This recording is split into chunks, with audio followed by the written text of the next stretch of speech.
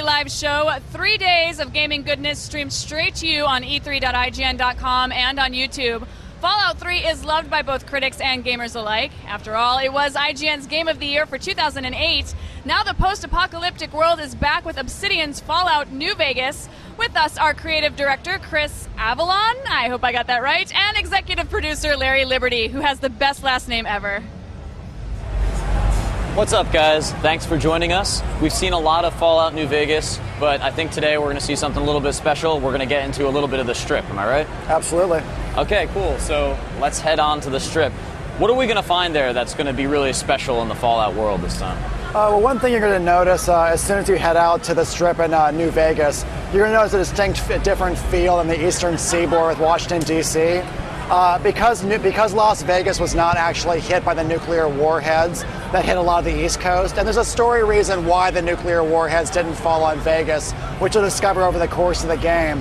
But the thing about that is it's allowed the infrastructure for the city to be built up, power is restored, and much of the old world feel of Vegas is actually still there in the present.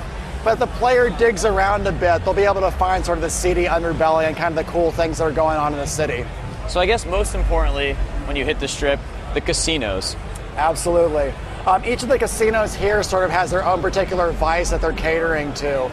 So, for example, the Lucky 38 casino that you have off to the right, that's actually sort of our version of the Washington Monument in New Vegas. At the top of the tower there is where the sort of overlord of Vegas, Mr. House, resides. And he sort of monitors over all of Vegas with the Securitron robots that sort of keep the peace and make sure that everyone's spending money and that money's going in the right direction, right into Mr. House's bank. So casinos have a lot of money, obviously. I have done a little research into New Vegas, and it turns out that there's not just one currency in this game.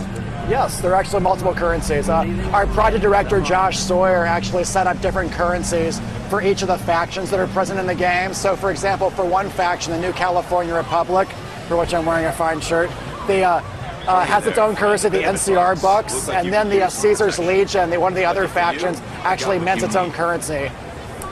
So what's to stop me from going into the casino and just looting it? Because Fallout's all about heavily armored guards and having a lot of weapons. So what's going to stop me from just blowing the hell out of every casino I go into? Well, you know what? Nothing is going to stop you.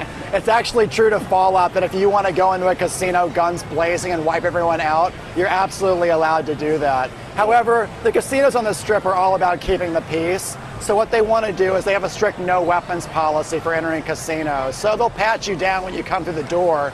But if you have a high sneak skill, or if you happen to have purchased special holdout weapons like switchblades or brass knuckles, you can slip those by the guards. So in case you get into a firefight, you're all equipped. So maybe you can talk to me a little bit about gambling and how that works inside. Oh, well, basically, the way the gambling minigames work in New Vegas, we have all the standard minigames that are present in Fallout 3, like we have lock picking and computer hacking. What we wanted to do is, because we had an opportunity to actually add more minigames to New Vegas, what we actually wanted to do was, you know what, if people are coming to Vegas, they are going to want to gamble, just like they've done in previous Fallout titles. So what we try to do is include things like roulette, blackjack, slots. We even have a caravan card game that you can actually play with various people out in the wasteland as well. Now, is there any differentiation between which casinos you gamble at? Will they offer you different games or maybe change the rules up a little bit? A lot of the casinos sort of have their own particular vibe about them. They offer different services and they'll sell different things to the player. The actual slot machines and the roulette tables and things like that are pretty consistent from casino to casino, although the different quest lines and characters you can interact with are much, much different. So, for example, Larry's entered the Tops Casino right now, which sort of has the Rat Pack, sort of evil Frank Sinatra vibe about it. So when you go in there, you know, it has kind of like the 50s kind of Sinatra feel to it. And he's going to go up and check out a little bit of blackjack here, for example. We actually got really fortunate because our gameplay programmer, who was actually setting up these mini games, his previous job was actually working on gambling titles. So when the task came up, he was able to take care of it with no problem. So what we have here is real cards, which a lot of people were hoping to see when the game was first unveiled. Yes. So we wanted people that actually come to Vegas in this Fallout title. We want them to be entertained, have fun, and you know what? If they keep gambling at the tables, they'll be comped with drinks, dinners, and they'll even be able to get a key to their own room upstairs if they're a special high roller. So it's just like the real thing. Exactly. Hey, if you come to Vegas, you want to be entertained. Yeah, except maybe I can win in this one. One of the cool things about it too is actually, aside from all the comp stuff they'll give you, if you find yourself cheating at the various games, or if you end up winning too much money, the floor manager will actually show up and give you the thumb behind the back and go, you know what, sir, you need to leave. That's cool. So the other thing I wanted to see today is maybe you can take us back outside and show us a little bit of the weaponry in New Vegas. Oh, absolutely. So Larry has a full arsenal of weapons from the game. There's a few that we're going to highlight here. Larry's a particular expert with C4 explosives, which for stealth characters is a lot of fun because you can actually sneak up on an opponent, put C4 in their inventory, then walk a good distance away, get a good vantage point, set them off with a detonator, and then just watch them all go off like fireworks. Larry's also got access to a grenade launcher, a multi-plasma rifle, and even a 9-iron golf club in his inventory. So I think we have time to see about one of those. So let's pick the coolest thing that we can show. Larry, it's your choice.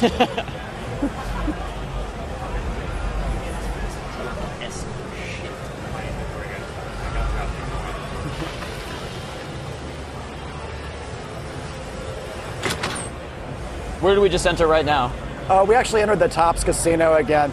Actually, the guards were so good about stripping Larry of his weapons when he entered the casino. They're actually holding on to his whole arsenal of weapons right now. So you've just got to go get it back. Yeah, exactly. Hey, fella, welcome.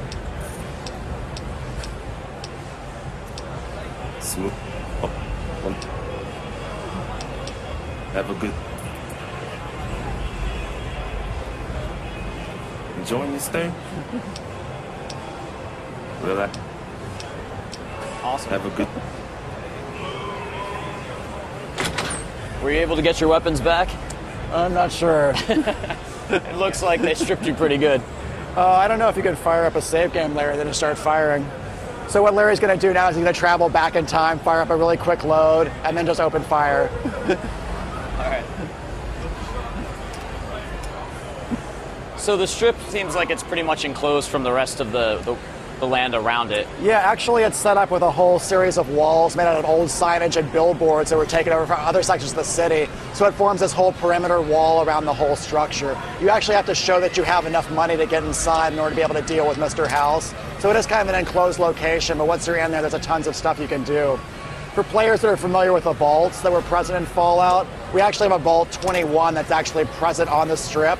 But once all the people came out of the vault, it got turned into a tourist trap, and now it's a hotel location for people to go visit. Well, it's pretty nice to see an oasis in this Fallout universe where things actually run and work. Yes. The interesting thing is outside Vegas, though, the Mojave Wasteland is a very, very dangerous place, as Larry is now proving with some high-caliber aerobics. All right, let's close this out with one more shot. And then I just want to thank you guys for coming by and giving us a look at Fallout New Vegas. I'm really excited to get some gambling done.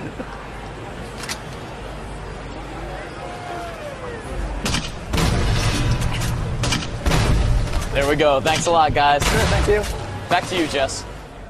Thanks, guys. Now that's it for this segment, but don't you go anywhere. After all, we've got tons more games coming your way. We're also going to give out details for the final giveaway of the day, so make sure and stay tuned.